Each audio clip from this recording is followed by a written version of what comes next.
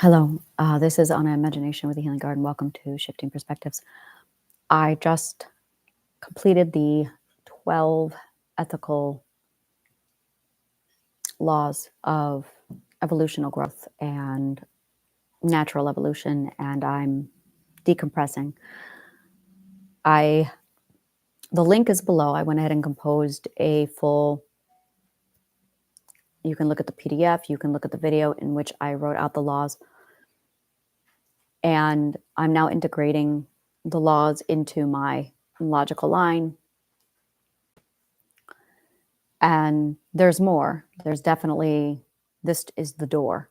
This is very much the door that opens up what's behind the door. I'm very familiar already with what's behind the door. And I'm still digesting and processing, but it is mind-blowing. I went ahead and put together, this is very much the human side of my work, where I'm just processing, absolutely processing this. And I feel very, I want to cry, happy, just very, very happy. It's extraordinary because prior to writing that, I felt this massive buildup. And whenever I feel a buildup now, my immediate thought is, oh, I have to transfer this over into kinetic energy. And for me, that's writing. That's always been writing. I will still and always most likely continue to do the blog. Oh, definitely. I love podcasting. But it's definitely not my primary medium. Writing would be my primary medium. And I really wanted to do a behind the scenes, let's sit back and reflect. And I am very well aware, conscious, ethical awareness. That is what this is. I was writing it out prior, and I referred to it as conscious, ethical awareness. And I can see, and I'm going to go ahead and do it now because I can see it so clearly, that there is very much stages of awareness that up until now have been undefined. And this lack of definition is very much the problem. So I'm going to go ahead and I'm creating a post now as I talk, but it's basically conscious. It's the stages of conscious ethical awareness. And when we are born, we do not have conscious awareness. We have unconsciousness. This is unconscious. Let's call it unconscious awareness. And with many of us, we receive or we go into automaton stage. Automaton is basically where we are on automatic and we're drones, so to speak. And we exist without any conscious awareness. Conscious awareness must be obtained. And this is something we do not talk about, is how to obtain and get to a point of conscious awareness. And it is an area of my work I have not yet explored or dissected, because anytime there is a learning process, anytime there is the discovery of new material, there is the realization that something unexplored exists. And then there is using physics and feelings to define what is missing. What is missing, and also what is present, so to speak. And then from there, it is the dissection of logic. Well, using logic, it is the dissection of the abstract. And to define the self, to define conscious awareness,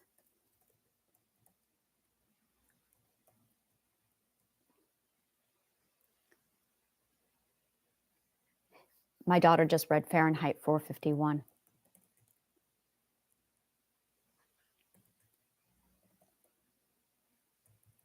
Ray Bradbury did a phenomenal job. He started off showing the unawareness, the drone mind, the obliviousness. And we come into the world existing in a state of oblivion. And Montag, the character in Fahrenheit 451, was very much in this state of oblivion until he met Clarice. Was it Clarice or Clarissa? Clarice? Thank you.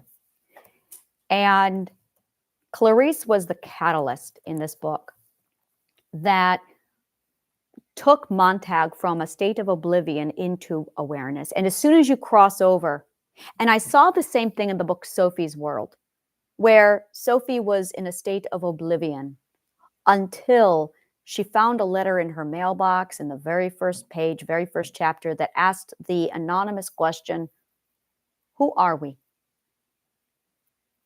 And in the second day after she got home from school, she goes to the mailbox, opens it up, and there's the second question. Where did we come from? To pass from the state of oblivion over to sudden awareness, it changes everything. And it's so unexplored that we don't know how to do it. I don't even know how to do it. It's going to be the next journey I'm on, is learning how, discovering how we can go from a state of drone oblivion to a state of awareness of, oh, there's something else here. And it's the difference between a lower species and a higher species. I hate to use the word low and high. It's so hierarchical. It's the difference between awakened and unawakened. It's the difference between, it's something, and it's so unexplored that we are unaware of it. And to shine a spotlight on this finally, to say, what is this? This is worth the journey into the unknown and exploration of. And it's this beautiful process. And then there's the realization that something unexplored exists, using physics and feelings to define what is missing and also what is present. And then the dissection of the unknown into the abstract.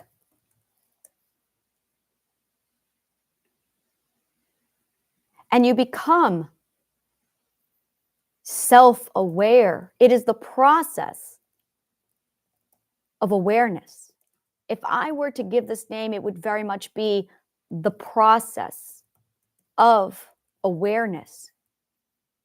And that we are so oblivious. We truly are. And so we begin the journey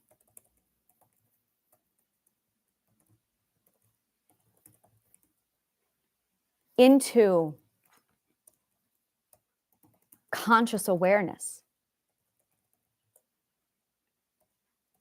And that's what we're doing.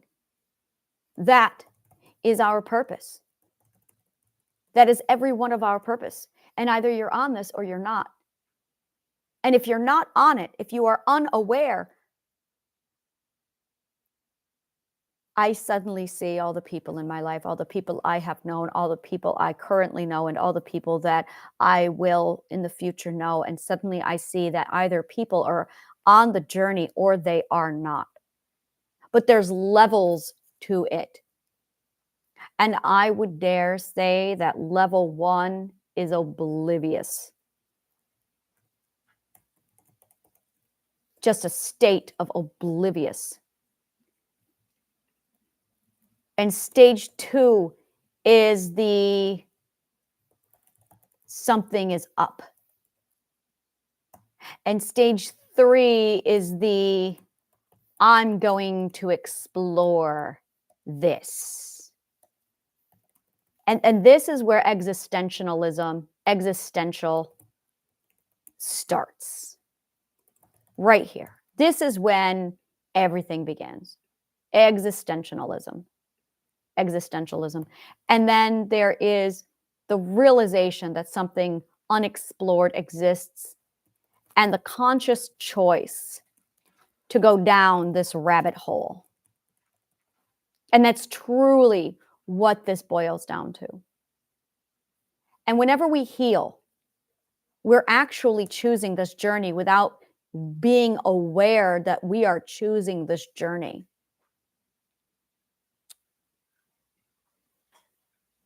And then there is this point of realization. I'm going to call this literally the big realization. It is the moment when you grasp the scope of what it is you are doing. When you get the scope, oh, so this is self-awareness.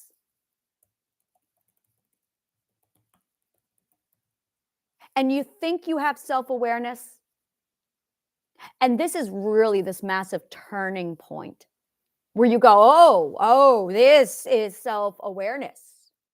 But it's not. Oh, no, it's not. Because you have discovered that you have stumbled onto something, but it is the omniscient point of view you seek. What you are really looking for is the conscious, ethical awareness of the self journey. And that is truly what you are undertaking. And it's this, there's the big realization when you really comprehend, oh, I'm in things now.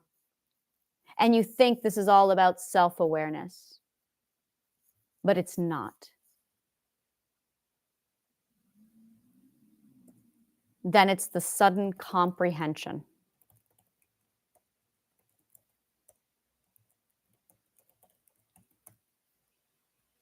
of conscious, ethical awareness.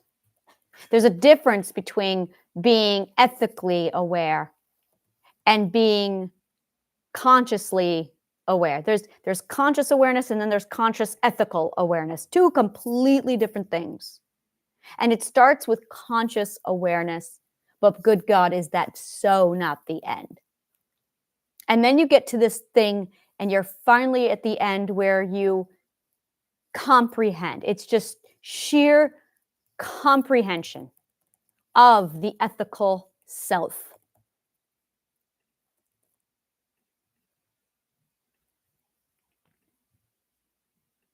And that's when everything changes.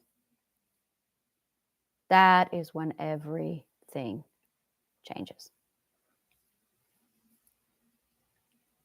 And that is really, truly the beginning of all of this. And it's this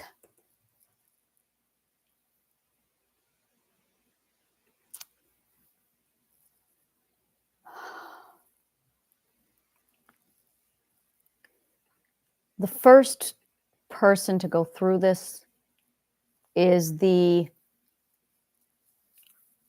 pioneer, is the explorer, is the cartographer of this journey.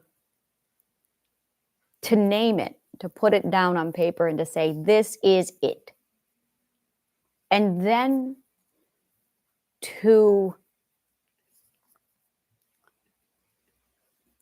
I will never know the other side of it. I will never know the other side, which is when you read the summation and you consciously choose what you are undertaking and you want it, so you do it. And you follow the roadmap. I will never know that experience. I can only imagine what that must feel like to read this in a book and go, oh, this is something I want. I'm going to choose it. And then you just do it. I will never know that route because I went the other way around. I went the long way around, which is the exploration and the pioneering and the journey and the absolute adventure of just going forward to explore this.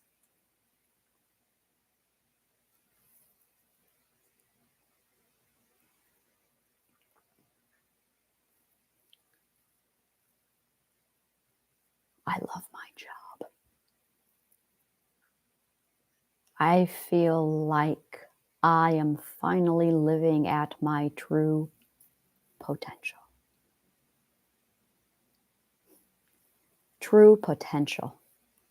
Wow, does that suddenly have a different meaning to it? Those words for me are no longer empty. True potential.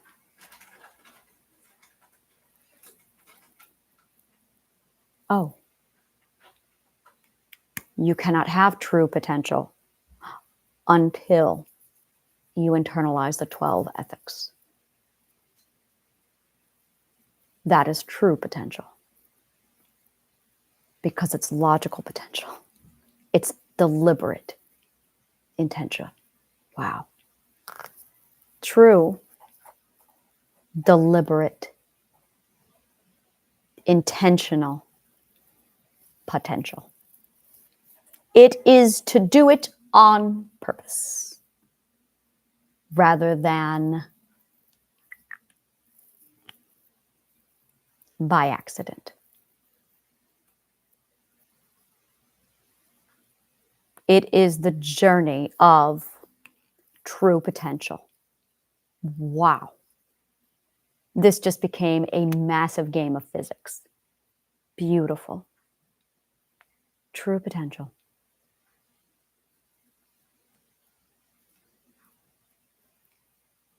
I suddenly have this sinking, deep feeling of responsibility that just right down into me. And I went, ooh, wow. This is what we call great responsibility. I have learned the word and the ethic of responsibility. That's a new one. Oh, is that a new word? Responsibility.